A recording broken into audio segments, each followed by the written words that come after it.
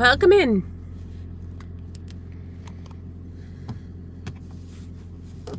Hello, hello. Welcome in, folks. How we doing? It's early. It's not even, I don't even have enough sunlight right now. Welcome, welcome. How's everyone doing? Hello, hello. Come on in. Come on in. We're going to be doing a Q&A. Hi. Hello, hello. How's everyone doing? Good morning. Good morning. It's literally just light enough. I got here and it was completely dark. Good morning. How are we doing? I hope you guys are doing well. Hello, hello. It's Q&A time. So if you got questions, line them up. But I do have a few things that I want to... Let's go. Good. I got a lot of it. You do... Thank you so much, Sassy Vintage Chic. I love it. I love it. Same. I sell in women's vintage.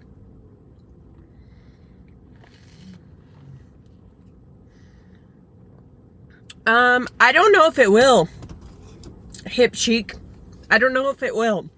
Whatnot has specific pricing with USPS, so I don't know if it will. Thank you so much. I appreciate that. I've been sourcing a very long time, so...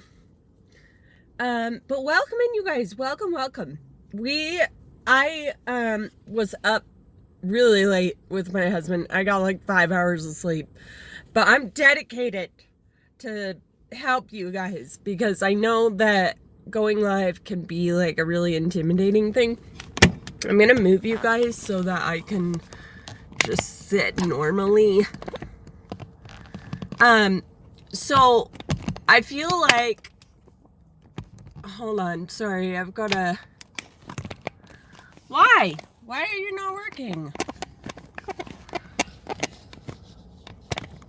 There we go. Good morning. Good morning. How's everyone doing? I'm so good. You're selling jewelry on the platform, but I already have a lot of clothes and I'm camera shy. Okay. Yeah, that's a great... You guys, my stupid phone stand isn't working anymore. What the heck?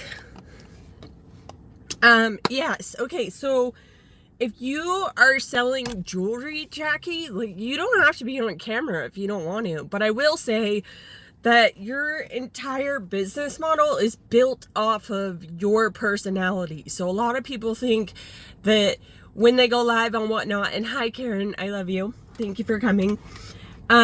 A lot of people think on Whatnot that their asset or the thing that draws people to their show is their product, and it's not your product, it's you. So if you struggle with being camera shy, I would do like therapy exposure or exposure therapy, like go live. Since you sell jewelry, go live with you in front of the camera for 5 or 10 minutes and then flip it around and just use exposure therapy to get you comfortable in front of the camera. I think a lot of times if people are camera shy or they have anxiety around it, it's more in your head than it is actual execution. And when you actually execute it, I feel like that fear or that dominant train of thought that's like, this is scary, this is hard, kind of just leaves because you do it anyways, and then you just essentially are like, okay, well, I did it once, so now I can do it again. But I think it's just that initial, you know, first time like going live type of thing. And I think that just like genuinely doing a little exposure therapy can be super helpful, or just like recruit some of your friends. And thank you, Kayla. So I kind of want to go over something with you guys. This concept is not like something that my husband or I thought of, but it is extremely relevant to live sales. I have my iPad just so I'm able to mod. I source from the rack, so usually pay $10 to $12. Should I start at the same price I pay or take a small loss to move inventory? I would do a test. I would test it and do $12 starts. You're gonna have to understand that, like, people on Whatnot want a deal. So if you're finding things on the rack that are like mid-lux or like Anthropologie or like something that's expensive, I would do a $10 to $12 start and see what happens. And then if like your show doesn't pop off and you feel like you have a price barrier, lower it. Well, JBC, I'm going to push back on that, because every single business that starts from the very beginning, you lose money. But I wouldn't look at it as like losing money. I would look at it as an investment into your business, because the name of the game is lifetime value of a customer. You're trying to get repeat buyers. And if you give them a stellar deal on an item that is exquisite, they're gonna come back. The name of the game isn't how do I make sure I make the most profit. It is how do I give my customer a great deal so that they can come back. And a lot of times businesses put thousands of dollars into marketing. Okay? Like, people who are successful in business understand that you have to spend money to make money. So instead of viewing it as you're taking a loss, view it as I am putting an investment into my business so that I get repeat buyers. My top buyer has spent 5 digits with me. 5 digits. So is losing a few dollars on every item worth it to you so that you can get repeat buyers who could potentially turn into thousands of dollars?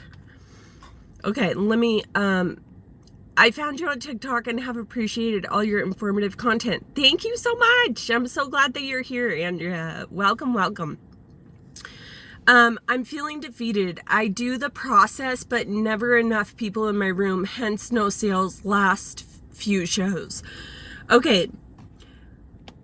So my husband and I were talking about this last week after our Q&A, because someone else said, I think it was, I don't remember her screen name, but she essentially was like, listen, I did everything that you said. I ran my rack for 10 seconds. I loaded my store.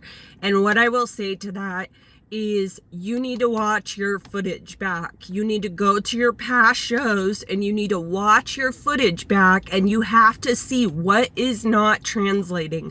Why are people coming into the room and then not staying? A lot of times it could be, I know, House of Live Vintage, it's super cringe in the beginning, but now I crave watching my shows, especially if I have a really good show. Like if I kick some ass, I want to see what happened in the show, and is it repeatable? Can I repeat it in another show? So if Noelle, go to your past shows. If you don't know how to get there, I can show you right now. Just let me know. And go and watch your footage, because I think that there's something that you are doing that is not resonating with people and they're not willing to stop. It could be, it's so valuable. It could be also your inventory. If you're not picking up items that your market wants, then that could create dissonance where they're, you know, they don't want to stay because you don't have anything they want. I had a baby and toddler show yesterday, was live a half hour, didn't sell a single thing. Nobody stayed. Sam, in my previous Q&A last week, I talked about this. So if you guys have been here, inventory does matter.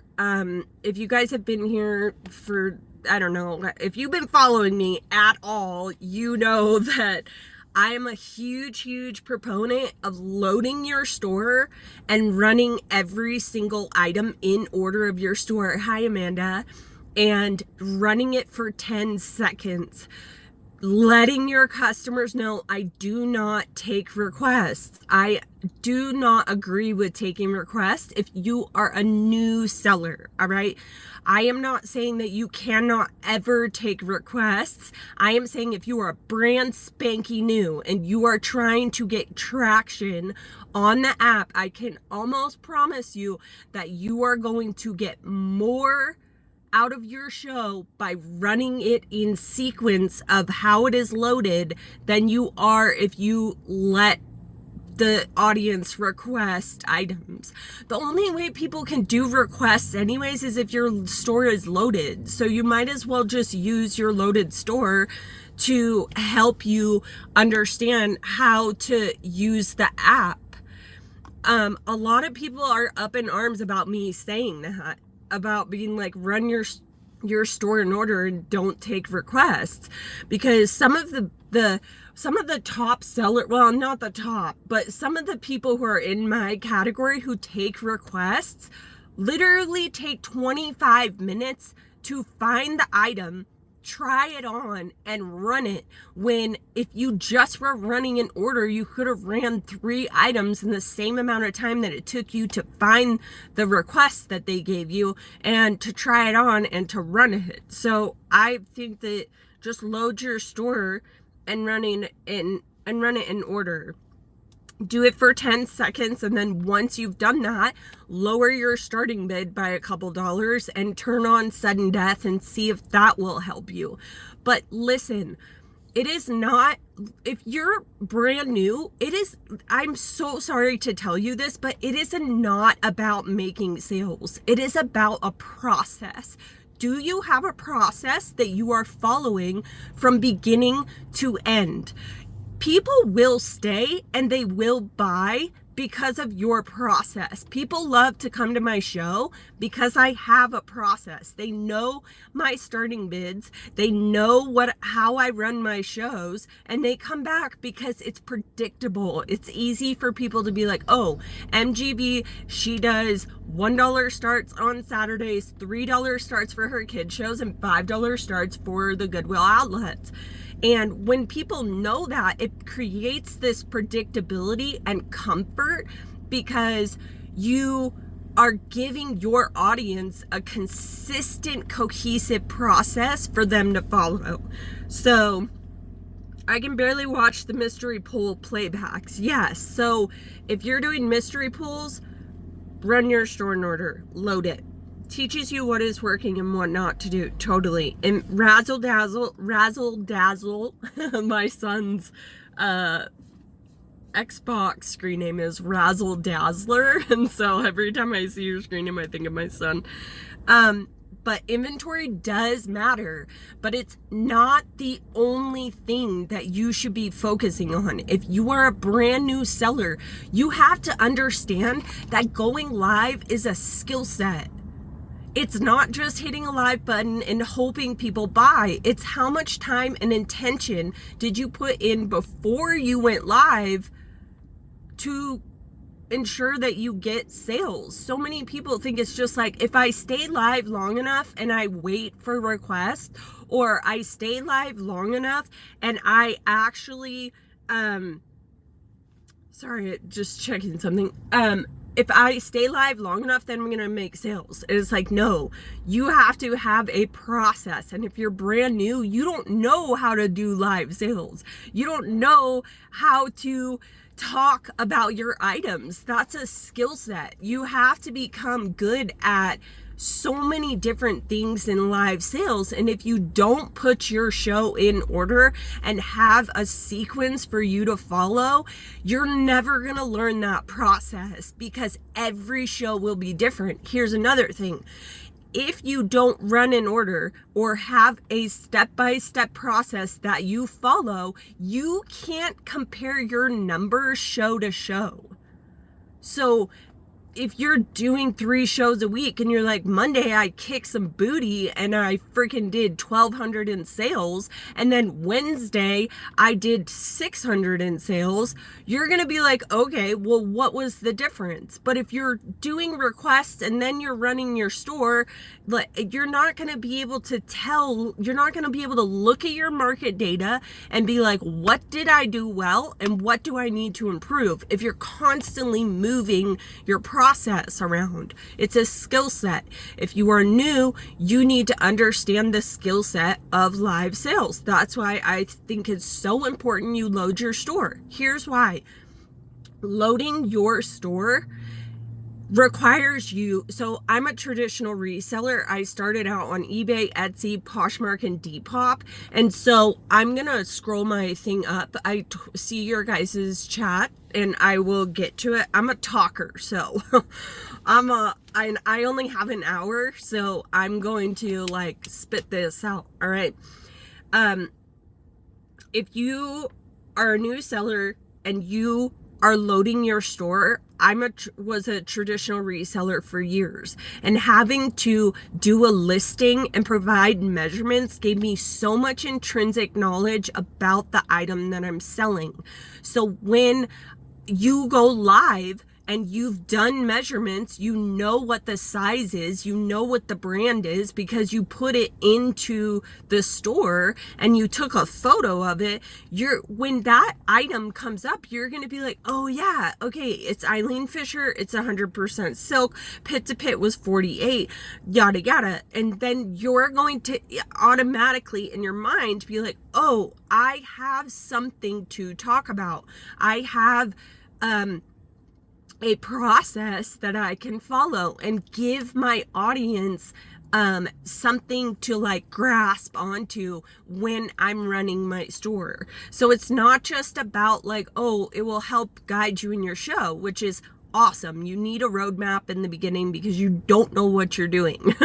So having a loaded store will teach you about your items so you have talking points, and it will give your audience some like stability so they can go into your store, see what you have, even place pre-bids and be able to understand like what is happening.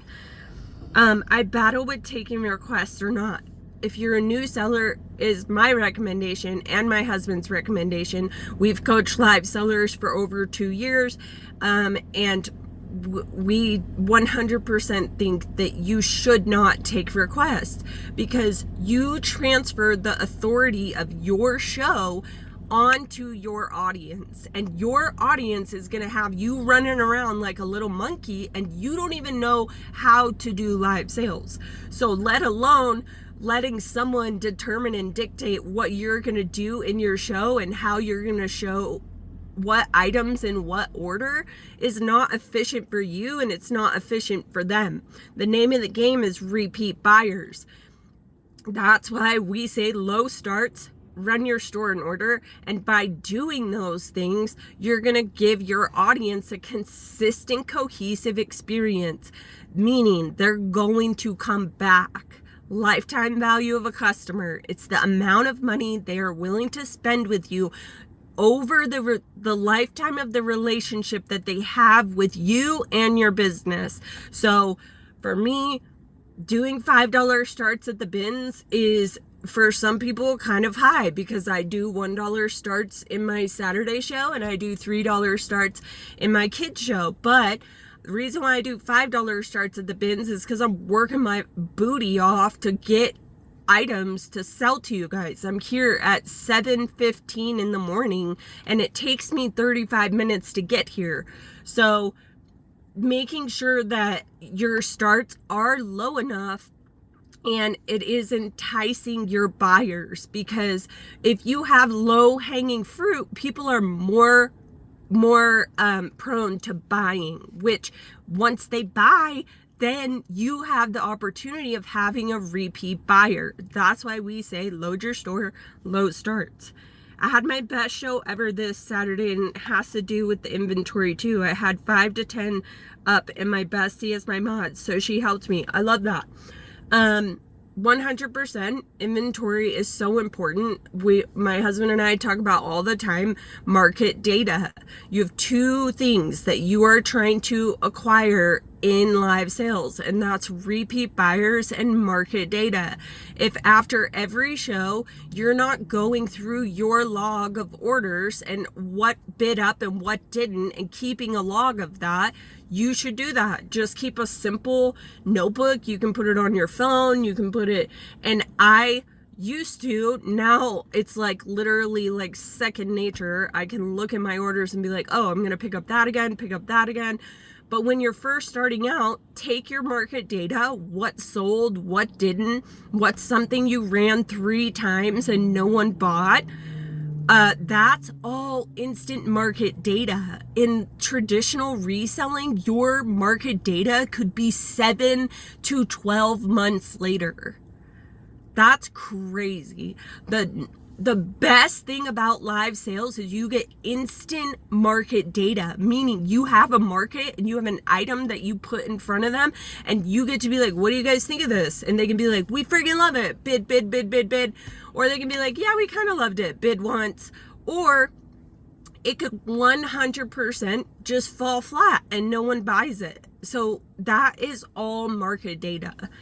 And I wouldn't do varied starts. It's very confusing for your buyer. Your buyer is constantly having to do math throughout your entire show. If you could do a consistent starting bid, you're going to do better. So you recommend loading everything in the beginning. Yes, if you've done 30 to 40 shows, then I think you can do mystery pulls or not load your store. But you have to understand the skill set of loading your store and how much value it gives you to go live. Like I said, you have the ability. I gotta pull my mirror forward because the sun reflects. So loading your store just gives you the most amount of knowledge about your items. It gives you a process to follow so that when you are preparing for your show, you are in motion. You're in a process to get you ready for your show. And in the process of loading it, it's going to give you more material to be able to give your buyers when you're talking about the items. What are your feelings on cancellations? I see a lot of sellers with no cancellation in their show notes. I have had 2 and I honored them both. Yes, Amy, I'm a huge proponent in honoring cancellations. You don't want blood money. You don't want people's money who doesn't want to pay you. I get like at least twice a month, I get people who are like, oh, my dog hit the button, or like and that's fine. I will always honor a cancellation. My 2 shows ago, I had a cancellation for $78. It was a $78 item which sold, and I honored it because I don't want someone's money that doesn't want to pay for something that I purchased and am trying to sell. I just think it's good business practice to always, like, I don't care if they say their dog, like I don't care. A lot of people are like, it was an accident, or it's not gonna fit me, but what's awesome is then it's already loaded, so I just put it into my next fancy find show, and most of the time it gets bid up even further than what I originally sold it for. So I agree. I do think honoring cancellations is a good tactic. Also, if that customer who submitted a cancellation, if they submit a cancellation and it was an accident, like their dog or their baby or whatever, like hit the slide button, they could potentially be a repeat buyer. So I'm going to honor their cancellation, and in hopes they'll come back and purchase from me again because I honored it. So Vintage Glam Mom, yes, I agree. New sellers should always load at least until you find customers that understand what your style is. Yes. People have very low attention spans, totally, especially with TikTok and all of social media. That's why decision fatigue. Your goal as a seller is to lower decision fatigue and to lower their buyer's resistance. So every person who is on the app has a certain amount of resistance before they buy. So once you have given them all of the information they need to swipe, that's why I think you should load your store, put measurements, put the size, and then a very simple title. You're gonna lower that buyer's resistance way more than if you do mystery polls, you don't provide measurements, you don't provide the size because you don't have a process and you don't know what you're doing. So understanding every buyer has buyer's resistance and you're trying to lower that. Every buyer has decision fatigue. If you are running multiple starts, meaning you're like, this is $10, this is $12, this is $8, this is $5, your buyer is having to do math.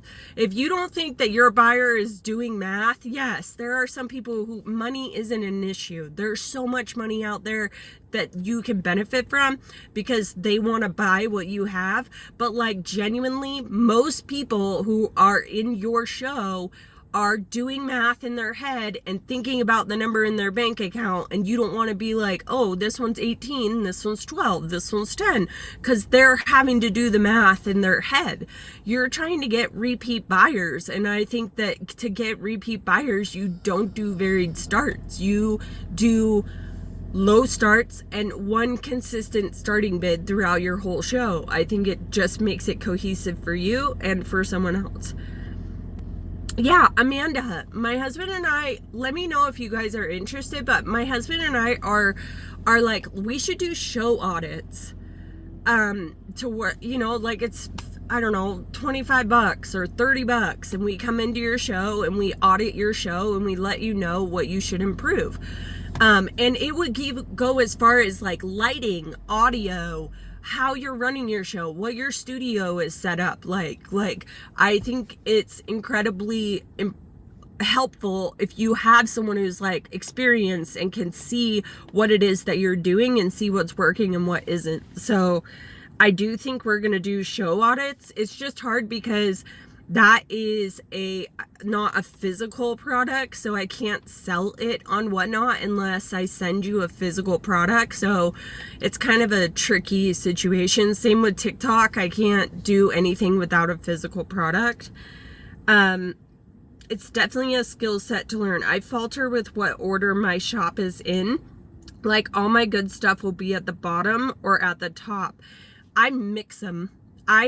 I definitely think doing a loaded store, you should put some effort into how you sequence your show. That's all part of learning live sales, is you got to understand how to sequence your show, and loading your store will help you do that significantly because you will have taken photos, you'll know the size, the material, and the brand. And if you're coming from traditional reselling, you do have some sort of parameter of like what is a good item and what isn't, depending on what niche you're in.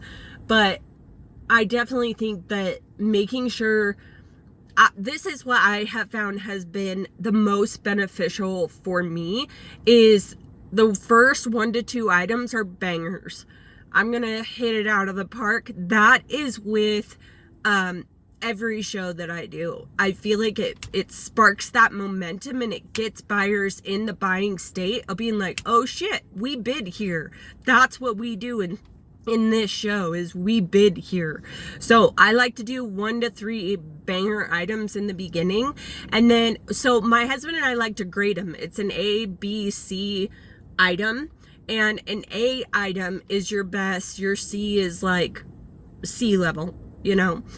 And so I like to put 2 to 3 A's in the beginning and then alternate between B's and C's, and then put a few bangers in the middle, alternate between B's and C's, and then at the end I do 10 to 15 A's. Like, I will have a finale, it's a crescendo, it's an entire show of how to like put a show in order so that you understand and your buyer understands that this is going to pick up momentum. You want people to be like, oh man, the last 10 items are incredible, and I'm gonna stay and watch your show until we get to the end. So I love doing a finale. I think it's what makes me the most amount of money, especially in fancy finds, because it's like planned out, it's thought out. Do you do the same amount of items per show? Not really. Like, my binge shows, sometimes I can do over 115 items, sometimes it's only 70 items, but that's more along the lines of like, what I find is what I find. But for my kids show, it's the same thing. It can vary between like 70 to 100 items. And then for fancy finds, I do want to stay under like 75 items, because most of my buyers, like a good 65% of my buyers are East Coast. So I want to make sure that I'm not keeping them up super late and that I'm not up super late. So that's kind of, if you're a new seller, Noelle, how many items per show? I say 40 to 50 items. I feel like 40 to 50 is a small enough amount that if you are uncomfortable and you run your whole rack and you don't want to run it again, I think that you can hop off after that and feel like you got enough market data to be like, okay, I'm going to be able to pivot and make improvements. So 40 to 50 items for new sellers is what I recommend. What if the audience leaves because they're not getting what they want and they're tired of waiting? So many people have this, and Virgie, I'm not like in any way, this is not towards you, but so many people have this like idea that they have to cater to their audience in order to get their audience to stay and buy. It's your show.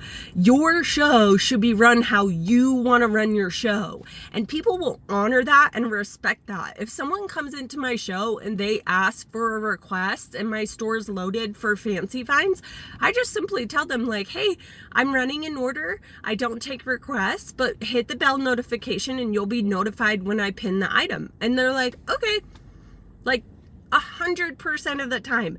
The percentage of people who leave your show because you're not doing what you want, they're control freaks, and you don't want them in your show anyways. You don't want someone being like, I need you to do this at all times because I'm here and I need you to serve me. And it's like, no, you're not my customer, you're not my buyer.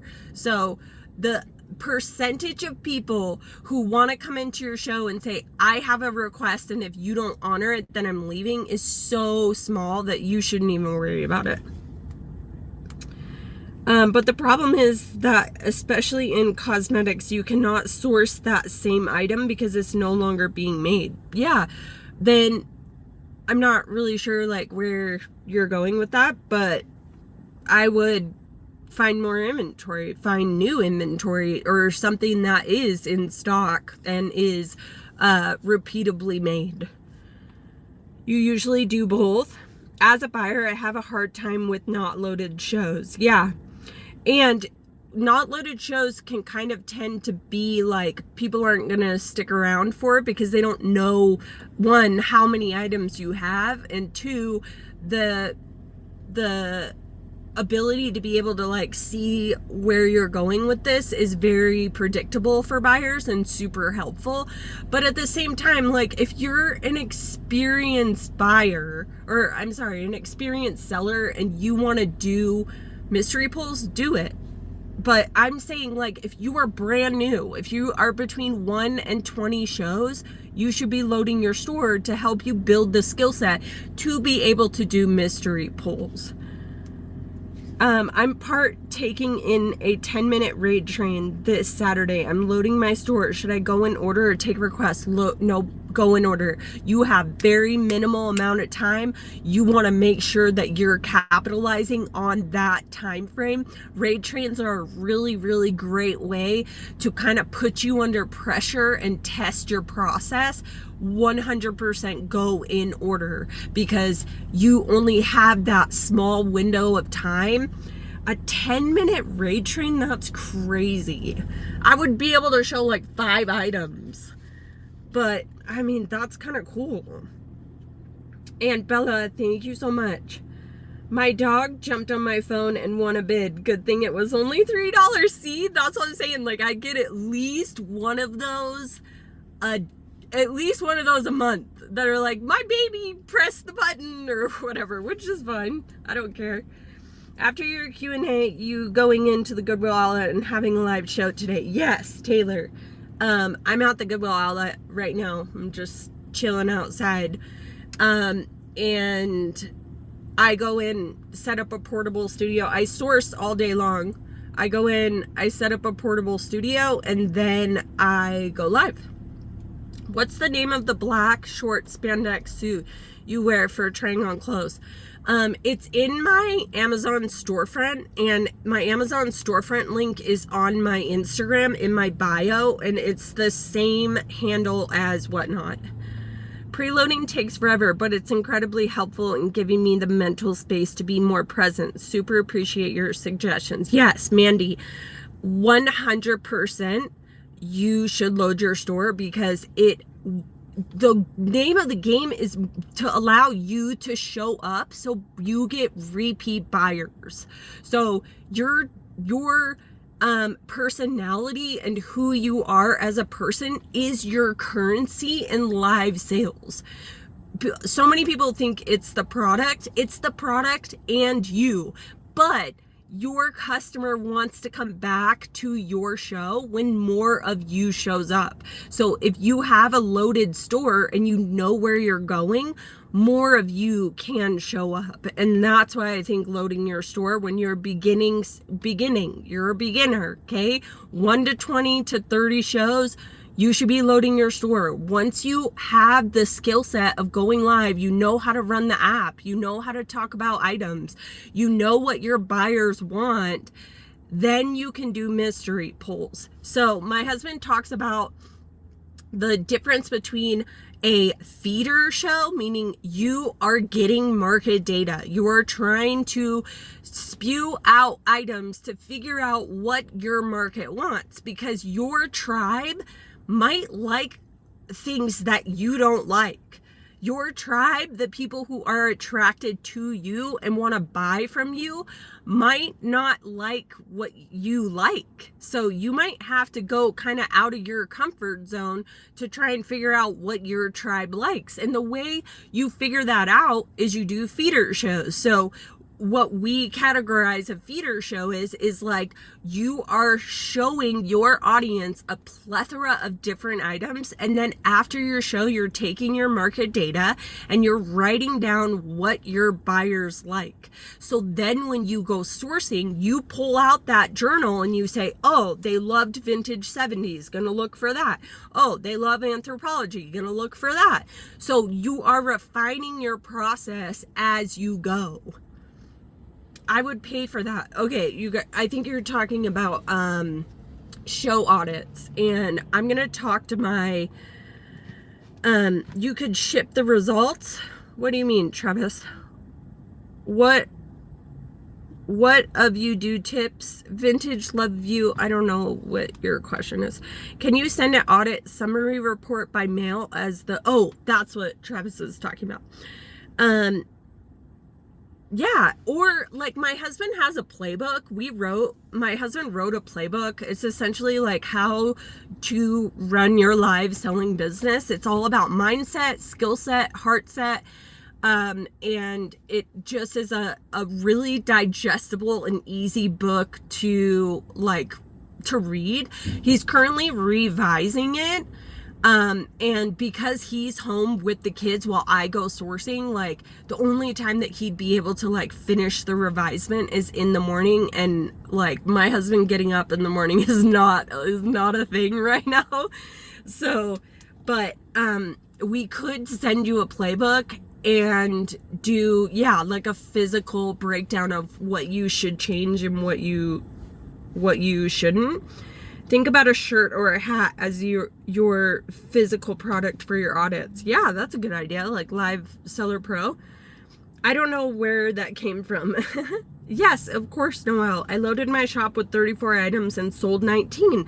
This my best show, but usually I sell like 5 items to 3. What do you think you did different? Was it because you loaded your store? Or they are really ADD. I rarely watch a whole show. Yeah, amen.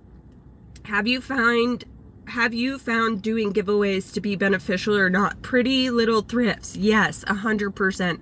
Do a giveaway, because that is, I never do buyers giveaways. I don't think they work. I don't think people are like, oh, I'm going to stick around for the buyers givey. I think that you should do giveaways and capitalize on getting the followers. You don't get followers with doing, buyers giveys. And I think that you should just do giveaways periodically throughout your show. You can literally put like an asterisk or some sort of like mental note in the title of an item that you're like, oh, I want to run a giveaway after this item or during me showing this item, so it will remind you to do giveaways.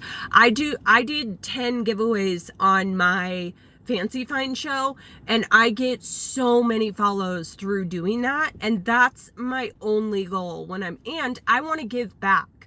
A lot of times giving back to your audience will feed into you making more, because they don't want to just feel like you're just like, give me your money, you know. Not that anyone feels that, but I just think I'm a huge proponent, and if you give to them, they'll give to you. The goal is reciprocity. That's a real thing in sales. And also, like, if you guys are finding this valuable, tip me, because here's why. Not because I want your money, not because I like my time is valuable, which it is, but I would do this for free forever. But I'm just saying, like, if you found this valuable and you tip and you put money out of your pocket being like, oh my goodness, I've received value for this information, you are more likely to use it. So it's beneficial for you. It's beneficial for me. So thank you so much. I don't know who's tipping me because I'm trying to stick with the questions, but it's a real thing. If you understand, thank you so much. If you understand reciprocity and you're like, oh my gosh, this is so valuable, like, tipping will help you to put what I'm talking about in motion, because you're trying to get better. And if you pay for it and you put like a bit of your hard-earned money into it, you'll do better. I bought a pair of shoes the other day while carrying in my packages. They let me cancel. Yeah. Good morning, newbie on Whatnot. Is your store the same as your bin? Yes.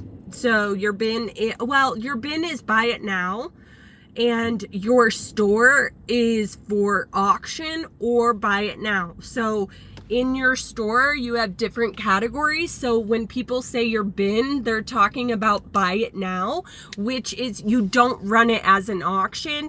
You essentially just put it on the screen and someone can buy it right away, or you don't even put it on the screen. They just go to your buy it now. But if you're running an auction, you got to go to auction. If you're trying to do a giveaway, you got to go to giveaway. So your bin is essentially your buy it now. It's the things that you have for sale that people don't have to bid on. They can just go in and buy it. His book will be available. I mean, we have a finished book right now, but my husband is very particular in how this book is being perceived and received, and the cohesiveness of his analogy doesn't go through the whole book. So he's trying to fix that. Yeah, it's kind of an interesting predicament that we're in, because I go sourcing, I go live, he's with the kids. My husband is a very deep focus, like he has to be in the right conditions to be able to pump out the content he wants to for TikTok or for his book. And like right now with the kids, like it's just not, it's not in the cards right now. Do you think running giveaways helps? Yes, with the algorithm. I do, Honey Fern. I see my viewership go up like crazy, because I don't know if it's so much the algorithm, but I think people want to win giveaways, so they're willing to stay in your show. So like if you get a raid, run a giveaway, because then you can capitalize on those follows and get people to sit in your show for 5 minutes so that they understand like what you're about, what your show is about. What kind of giveaways do you use? I do what is called a pamper pouch. It's a reusable like Ziploc bag that says thank you on it. You can use it for makeup, you can use it for travel, like all sorts of things. And then I put 2 makeup sponges, an eye mask, a lip mask, a nail file, and a powder puff. And those do really well. People really like those. And I'm trying to do something that is repeatable for me, that I can just order on Amazon, put them together, and run them in my show. I give $5 coffee shop gift cards, and do you give for goodies? Yeah. I found that the $5, thank you so much for the tips, you guys. I really appreciate it. I definitely want this, you guys to take this value, and if you're receiving value, feel free to tip. I got bills to pay, and this is really, really good knowledge, and if you do what I'm saying, you will be successful. I've almost 33,000 sales. I've done almost 1,600 hours live, which is crazy. And so I know what I'm talking about, all right? And my husband is a very, very business savvy, intelligent dude who literally has tracked every number in our business since we were in traditional reselling. He can tell you what we made month 1 in traditional reselling and what we made in month 1 in live sales. Like, we have so much market data that all of this that I'm teaching you is from that. Okay. I'm going to kind of step away from your guys' comments really quick, because I do have something that I want to share with you guys that is super helpful. And thank you so much for the tips. I really appreciate it. All right, we're going to talk about this. It's called Super Fan Sequence, all right? The Super Fan Sequence is not something my husband or I coined. It is a universal model for people who are trying to do live sales or sales in general, or just business in general. So there are 6 steps to a super fan sequence. So what I mean by a super fan is someone who goes into your show and becomes an avid believer, a heart, like they're just like, I love Making Grace Vintage. This is the shit. And I will always come back. I will spend all my money here. That is what a super fan is. All right.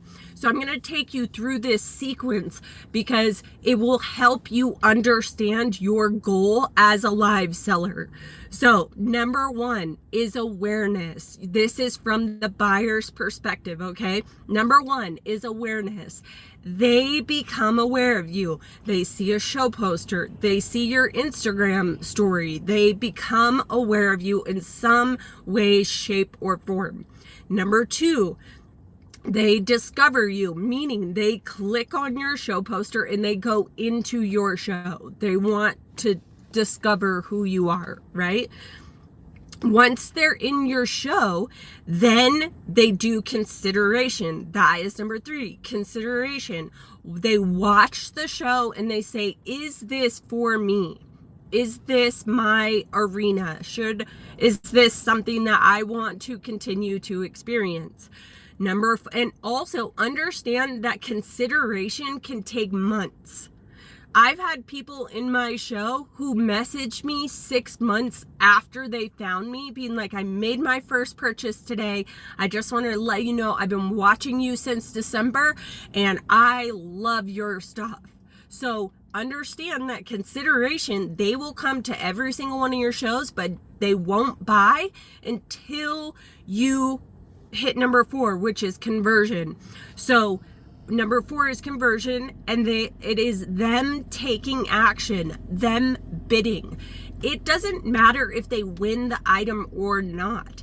It matters, did they take action to try and pursue to purchase something from you? Number 5 is relationship. So say they bid or they purchase something. Now you have a relationship with them. And relationship extends all the way to them receiving their package. So many people fall flat with shipping, and it is one of our biggest struggles because I do so much volume. And if you guys saw where I was living and like the conditions of how I'm trying to do my shipping, it does create a small hindrance, but we're getting better. But your relationship with your buyer extends all the way to them leaving you a review. So you want to make sure that that package is tidy and clean and in order, and that they receive the proper order. And then number 6 is retention and referral. So retention and referral is return buyers and them tagging other people in your show. That's a referral. Sharing this with their friends and family. I can't tell you how many times people who have been consistent buyers with me being like, my sister is sitting next to me, or my mom, or their literal sister or mom will make an account and come into my show so that they can come. So retention and referral. And when people even hype you up in your chat, so new buyers come in and they're like, oh my gosh, you're in the right place, you're gonna love this show, it's amazing. So we'll go through it again. This is the super fan sequence. This is what you are trying to take your viewer through to make them a repeat buyer. Number 1 is awareness. They see your show poster. Number 2, they discover you. They click on your show poster and they go in and they watch your show. Number 3 is consideration. Is this for me? Is this a show that I will continue to enjoy? Number 4 is conversion. Did they take action by bidding or sharing your show or doing some sort of commitment to show you that they have been converted? Number 5 is a relationship. Have they purchased? The relationship goes from the purchase all the way to them leaving you a review. Also, consideration when they're watching your show, thinking, is this for me, can take months.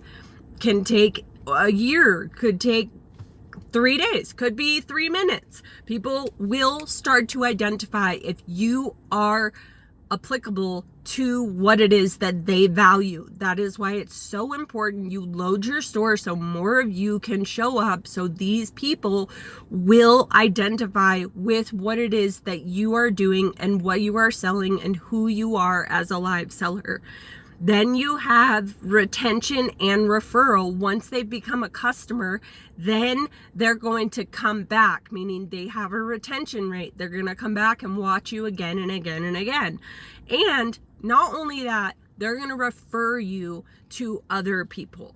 So understanding the super fan sequence can really help you get motivated to do your show.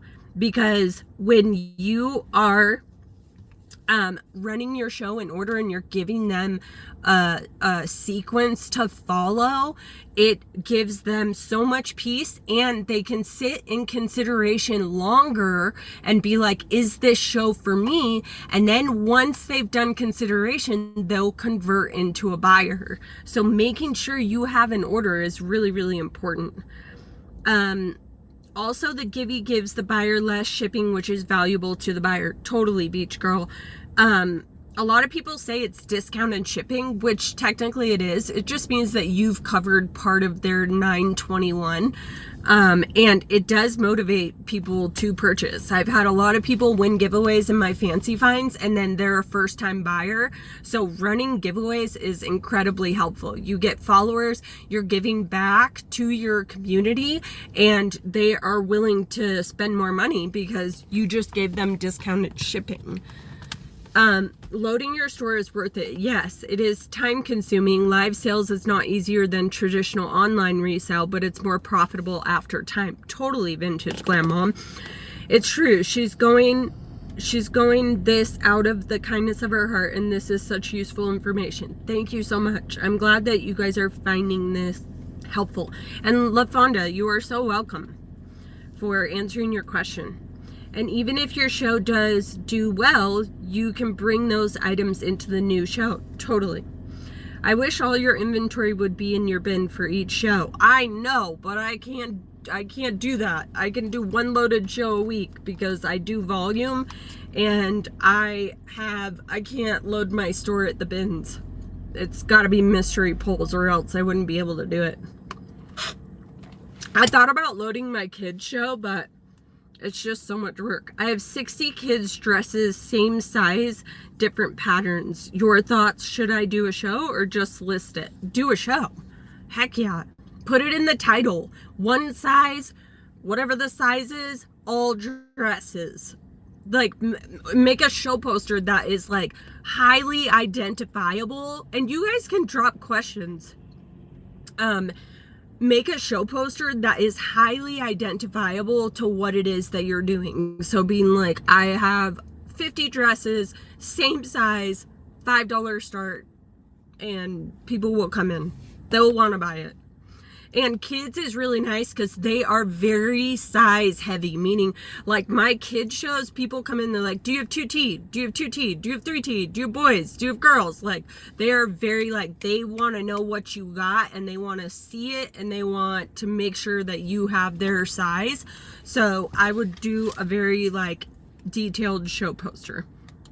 I've been looking for very lightweight cuties for giffies. Yeah, a lot of times people will do, I used to do silk scarves because I would find at least 5 or 6 of them at the bins, and I would just do silk scarves.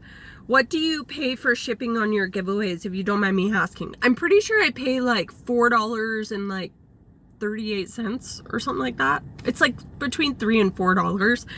But for me, I'm like, my audience is giving me incredible value by purchasing from me. And for me to be able to give back to them and to give giveaways that they actually can enjoy is really, I just think is good practice. And thank you so much for the tips, you guys. I really do think that if you find this valuable, tipping is a really good way to just really commit to what it is that I'm saying. Do you think it's necessary to join raid trains, especially being a new seller? Honestly, I think raid trains for new sellers puts a lot of strain on your very little ability to go live. So if you're a new seller, I think before you do a raid train, you should 100% like have more experience before you do it, because I find that it can be really stressful, and you do have a time limitation because you got to make sure you, and sometimes raid trains, there are some sellers who don't even know how to raid the next person. So unless you are experienced with running the app and understanding your process as a live seller, I wouldn't do raid trains until you feel confident in that, because raid trains are very viewership heavy. It's a really good way to get in front of new buyers and new audiences because you're all cross-pollinating viewers. But I don't do raid trains. I did a raid train like 3 months ago. It was so fun, but it's so time consuming. I don't like people dictating what I can do in a show and how long I can go for, because I'm a very long seller. Like, I've done 12-hour lives before. So I really enjoy just having my own like ability to choose like the length of my show and how many items, so that's just me. But I don't think it's necessary. No, I think it's so much more important that you understand that live sales is a skill set and you are trying to develop this skill set. If you make sales while you do that, that's awesome.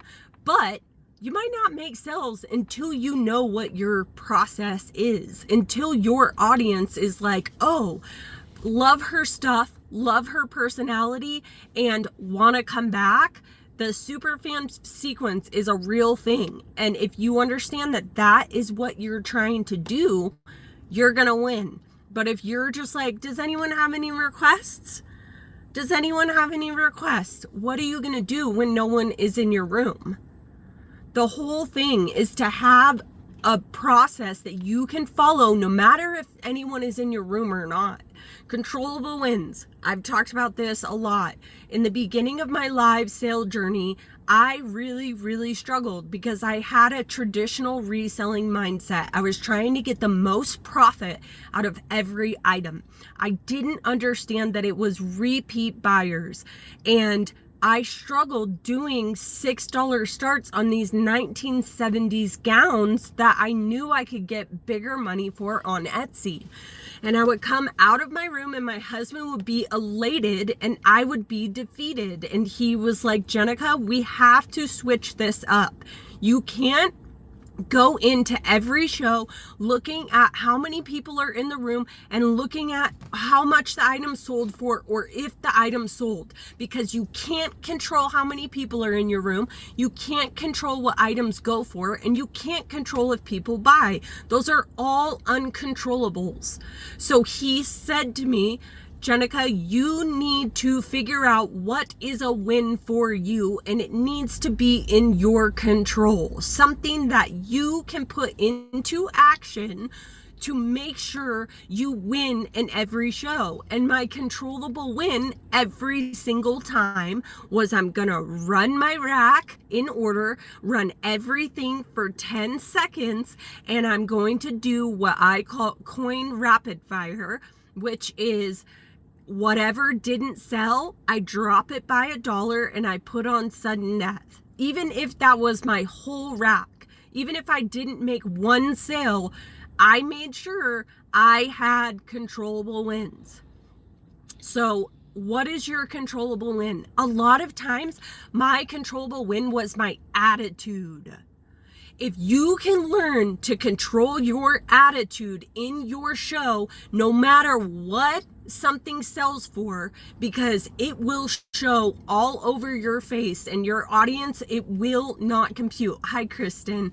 It will not compute. There will be dissonance and they will leave because they know that you were disappointed. I can't tell you how many shows I've been in where they say, oh man, you got a steal. Don't say that. This is Whatnot. This is not eBay. This is not Etsy. This is not Poshmark. This is Whatnot. And Whatnot, you get deals. That's why people are on the app. That's why people come to my show. They want to get a deal. I had 3 or 4 items go for $1 in my Fancy Find show. I'm talking like these are mid-luxe, incredible, tailored vintage pieces, and several of them went for $1. I did not care. I did not care because I learned to control my attitude and remember that it's about repeat buyers, not profit. Your profit, so many traditional sellers on TikTok, they'll leave me a comment being like, yeah, but I can get more on eBay and I'd rather list it and get 10x the profit than going live. Okay. That's great. But I've been live I've done 1,500 hours live. I've done 32,000 sales. I can move product so much faster than you that I've made 10x what you could have made on your one single item in a week. Like I'm moving 10 times more product, and the more product you move, the more your earnings per piece goes up. The more volume you do, the more your earnings per piece goes up. And it's incredibly, incredibly fun. But you have to be consistent. You have to be like, live sales is what I am doing. Brain, it is about repeat buyers. It's not about profit. No, that was just a random number. I was just making up numbers. I've done 32,000 sales and I've done 1,500 hours live. I'm just saying, like, I'm not giving my personal numbers. How do you know who buys what and their addresses? I'm new. Okay, the Whatnot will tell you. So if someone makes a purchase, you're going to receive a shipping label and their address will be on the shipping label. You don't have to worry about that. Can you put the giveaway in with the other purchases for shipping? Yes, they will bundle shipping with giveaways. So if someone wins a givey and then they buy something, you'll just put the givey in with their label. Sorry, I'm just catching up. I started a new thing 2 weekends ago. I added a size notification to Bookmark and I'm running my shows by size. So far, buyers like it. I love it. You guys, like, test stuff. Test it.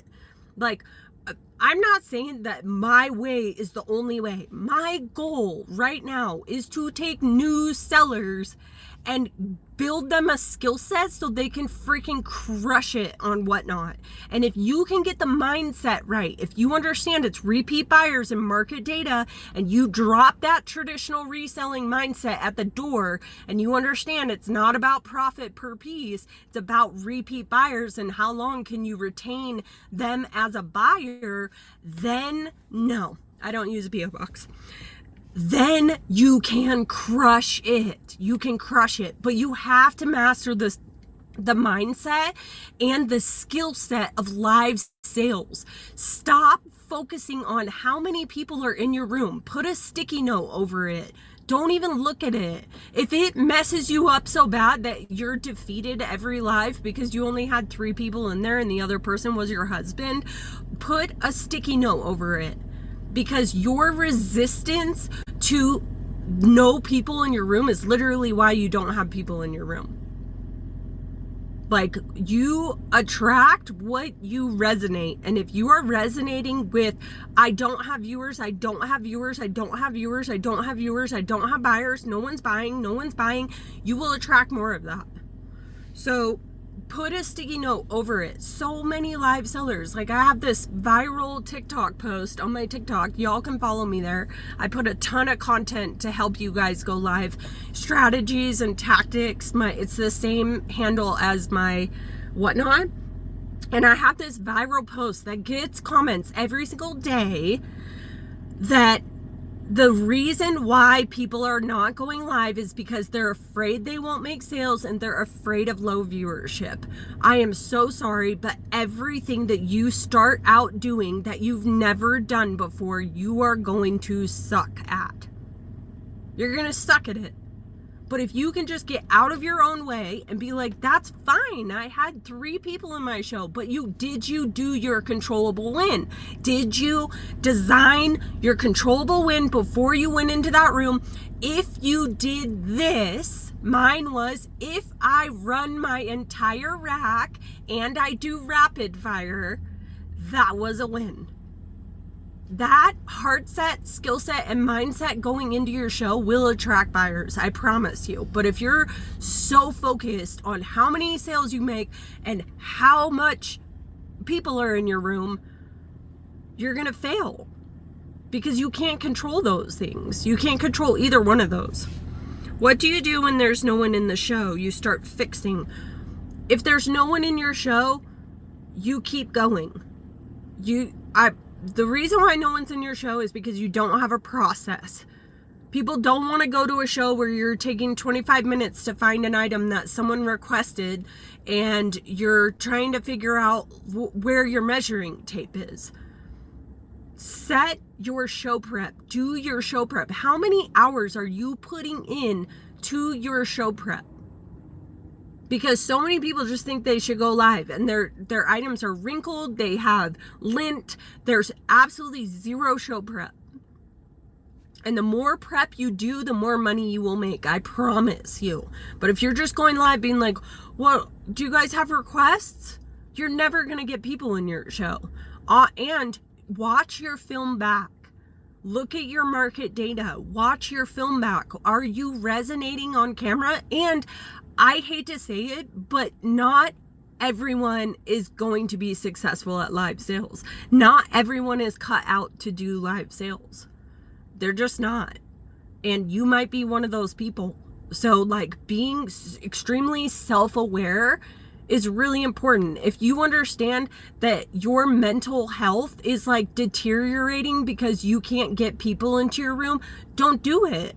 Do traditional sales. I gained so much value and knowledge from doing traditional sales. I am never trying to be like, traditional sales sucks. In my TikToks, I'm comparing the two because I want to be viral. I'm trying to create content that gets people to stop and to listen. So just FYI, traditional reselling is incredible and you can make a really good living at it. It just wasn't my cup of tea. I love live sales. So,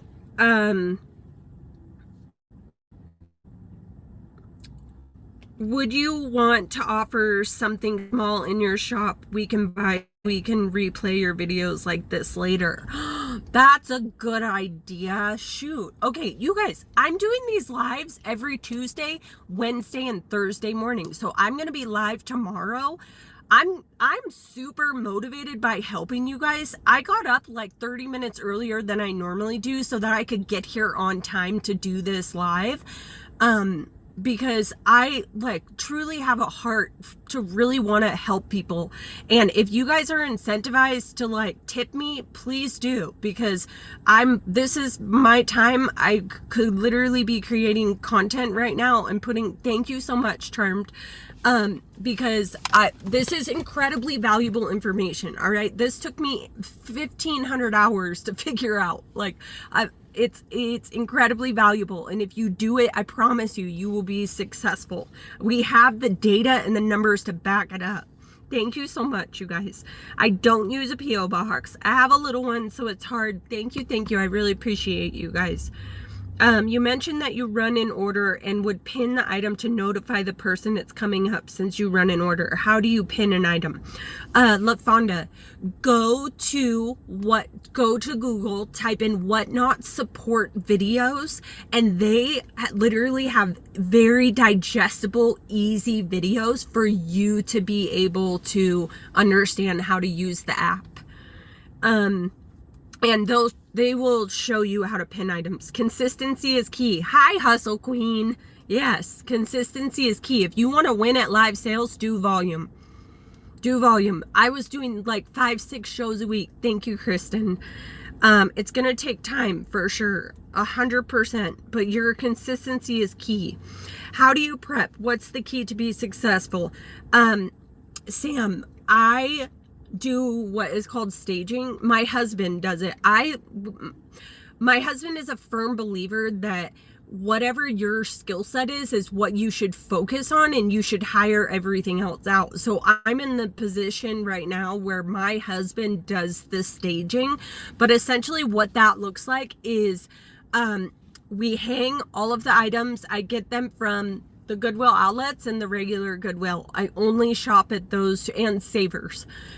For my Fancy Find show. You guys can bookmark that show. If you guys are like, what is she talking about? You run in order. What does it look like? Like, go bookmark my Fancy Find show. I'm also going to be live today. I have a very cohesive process. I have to at the bins.